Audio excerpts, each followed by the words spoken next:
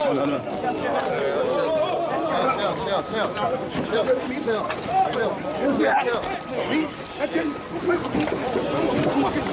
this for real. That's for real.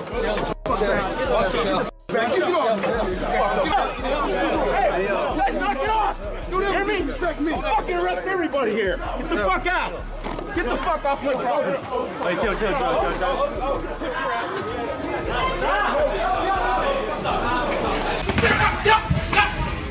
What's off your tab, Jim?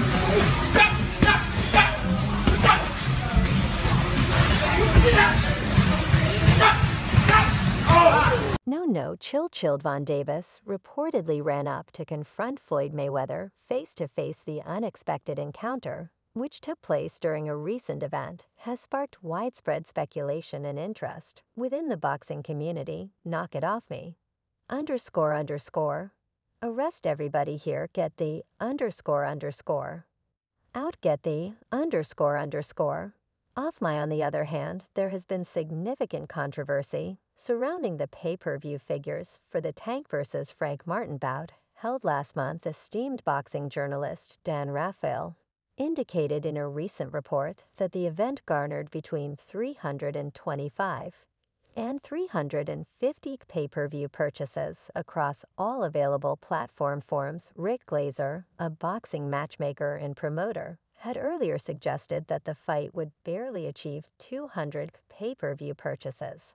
However, here's the twist. Calvin Ford, the head coach of Tank Davis, refuted these figures in an interview with Mill City Boxing. The Baltimore coach dismissed all the online statistics as false. Accurate pay-per-view sales figures usually take a few weeks to be confirmed. Therefore, when Raphael's report was published, the timing seemed ideal. Nonetheless, during an interview with Ford, a reporter from Mill City Boxing inquired about the online line figures. Ford responded that's not true, and even when pressed about whether the numbers were close to accurate, he refused to comment. He said that number isn't correct, that's why I haven't posted. Yet those numbers aren't true. Yet according to Raphael's report, the Martin fight, once heralded as the second largest in PP sales, now finds itself shrouded in uncertainty. Davis's fifth title defense, priced at $74.95 per PV, generated over $26 million. Nonetheless, Calvin Ford has dismissed these claims, leaving fans anxiously awaiting the actual figures. In the meantime, Rick Glazer had earlier expressed his disapproval of Dan Raphael's reports. After Raphael's update, Glazer turned to X to voice his opinions on the statistics. He wrote, "This is hilarious. It didn't even hit 150. Buys. More PBC propaganda being floated to the media by PBC operatives like Leonard Ellerby and Tank Davis. It appears that a boxing commentator has provided some explanation amidst the confusion. Glazer has consistently critiqued everything related to PBC in Al Hion.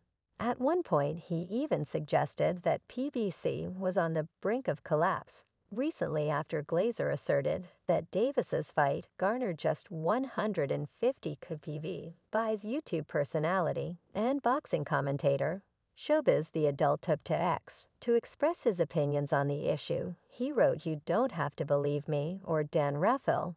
Just remember that the 150 kebab buys was reported only 2 days after the Tank fight. The PV numbers aren't tallied that fast. It usually takes 10 days to tally and report the numbers. Dan is ESPN Biz, is War Room. And Glazer hates PBC." Amidst the multitude of conflicting reports from different sources, discerning the truth has become challenging.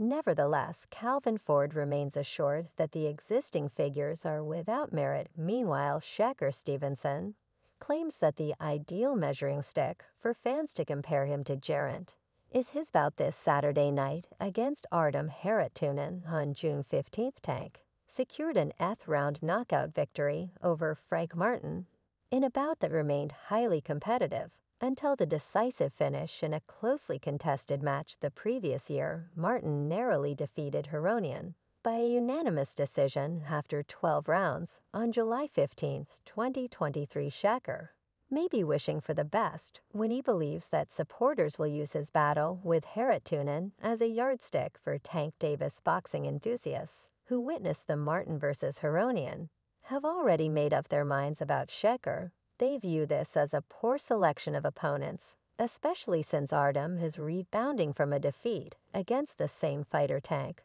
Recently dispatched in the 8th round, Shacker's sole opportunity to win over fans hinges on his ability to demonstrate bravery, stay in the fry, and achieve a knockout against Heronian. Any other outcome will be perceived as a setback for whose popularity is rapidly declining. Shakur Stevenson said, "I think it's a great measuring stick, with Tank having fought Frank Martin and me fighting Artem. We're fighting the same level of opposition, damn near, because Martin and Harriet fought each other, and we saw that they were on the same level." Shakur feels that his opponent for this Saturday night, Artem Heronian, is a similar level fighter than Devon Davis's last challenger Martin. Comparing Shakur to Tank Davis using Heronian as a benchmark is misleading, especially considering Heronian's recent loss to Martin.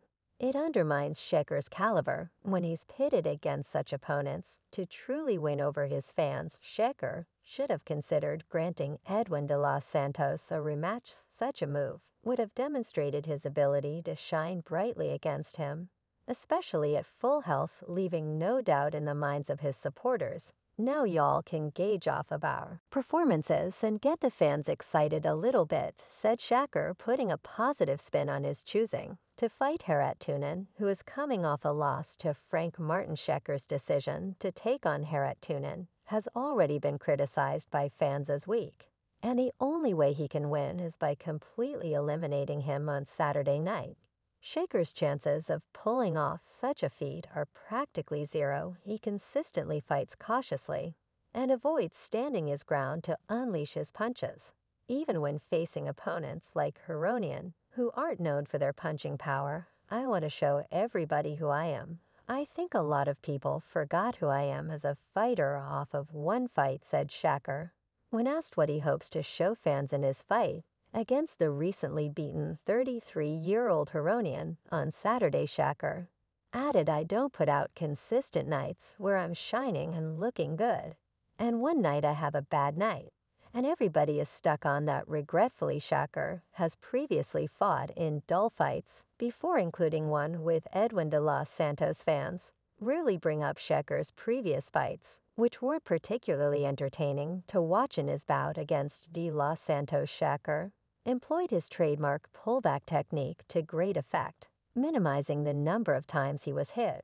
While that's commendable for fans who appreciate defensive prowess, it lacked excitement. Shakur hasn't altered his fighting style since his amateur days. He continues to fight in the same manner that doesn't align with what fans are used to seeing in professional boxing. Shakur stands out as unconventional in the pro ranks, appealing to a specific type of fan who appreciates his unique fighting style. There simply aren't enough fans of that type to make Shakur a must-see star. However, if you put Shakur in a time machine and took him back to the Mayweather era in the early 2000s, Floyd's fans would appreciate his fighting style. Fans' preferences for Shakur's throwback aesthetic aren't going to alter, nor does he suit in this period. What happens during sparring sessions is meant to stay private, but increasingly stories are being leaked from the gym. The activities within a training camp during a fighter's preparation are intended to stay confidential, particularly when it comes to sparring sessions details, such as the fighter's progress, the number of rounds completed, and specific guidance from the coach, are kept under wraps. Therefore, it's inappropriate to discuss any knockdowns or victories that occur in private. However, when tensions rise between fighters, cover footage frequently surfaces to fuel the animosity, as recently seen with Devin Haney and Von Davis. Recently, as news highlighted another incident involving Davis during a gym session. A fighter who was scheduled to face the Baltimore native recounted a story where it was sparring with a well-known boxer. The fighter's identity was kept confidential to avoid causing embarrassment. However, some believe that it was Floyd Mayweather. The fighter said, "Man, I was about to spar Tank. He was sparring this big boy Tank. Hit him so hard, he was just on the ropes like this. I thought he'd be happening best, not get in there. With me, that's it after parting ways with Mayweather Promotions. Dan Davis openly criticized Floyd Mayweather multiple times. Davis felt he had outdone Mayweather in terms of accomplishments, and even went as far as calling money a fraud in public.